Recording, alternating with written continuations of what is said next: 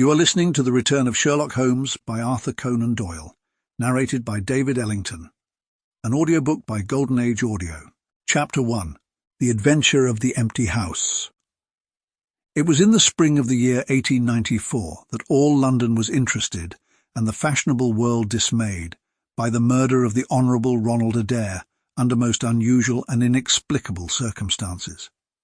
The public has already learned those particulars of the crime which came out in the police investigation, but a good deal was suppressed upon that occasion, since the case for the prosecution was so overwhelmingly strong that it was not necessary to bring forward all the facts. Only now, at the end of nearly 10 years, am I allowed to supply those missing links which make up the whole of that remarkable chain.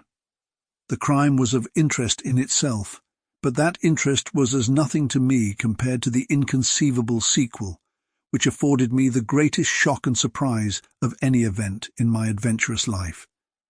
Even now, after this long interval, I find myself thrilling as I think of it, and feeling once more that sudden flood of joy, amazement, and incredulity which utterly submerged my mind.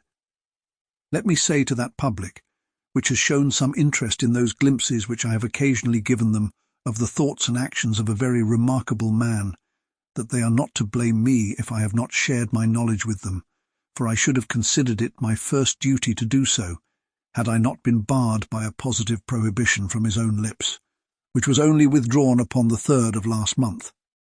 It can be imagined that my close intimacy with Sherlock Holmes had interested me deeply in crime, and that after his disappearance I never failed to read with care the various problems which came before the public, and I even attempted more than once for my own private satisfaction to employ his methods in their solution, though with indifferent success.